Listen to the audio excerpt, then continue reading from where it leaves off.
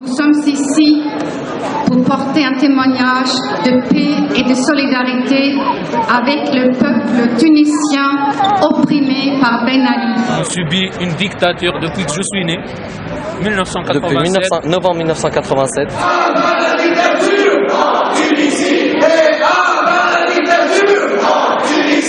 Il faut faire tourner les informations.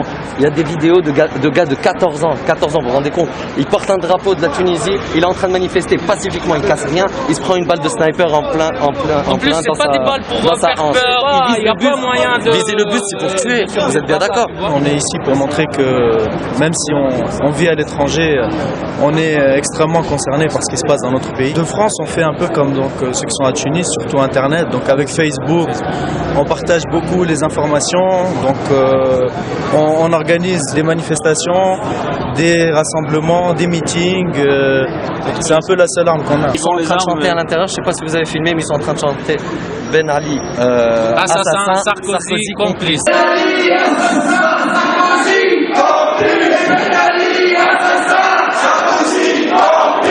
On est là pour dénoncer aussi la position du gouvernement français et de la droite en général, qui sont là, on les écoute dans leurs déclarations, qui sont en train de dire que Ben Ali est mal compris, qu'il n'est pas si dictateur que ça, alors qu'on le voit dans les vidéos, partout, qu'il est en train de tirer sur les gens, que c'est un meurtrier. En fait, c'est un meurtrier. Il y a plusieurs sites qui sont interdits, donc dont YouTube, Dailymotion, tous les sites d'opposition et tous les sites de partage de vidéos en règle générale. Donc notre seul site à l'heure actuelle de partage, c'est Facebook, qui est utilisé donc par la population tunisienne pour transmettre toutes les informations. C'est à partir de Facebook que le mouvement a commencé et qu'il s'est amplifié. Je crois que c'est le premier soulèvement dans l'histoire qui est suivi en temps réel partout dans le monde.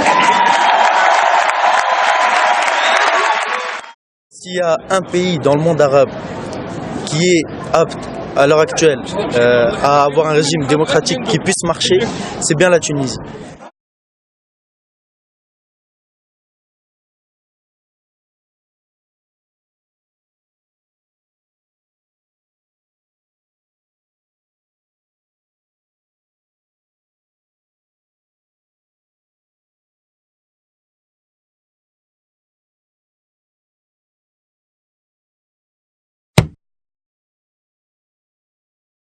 Moi, je veux dire juste un truc, la Tunisie ne serait pas dans la merde si certains fils de pute n'auraient pas chié partout.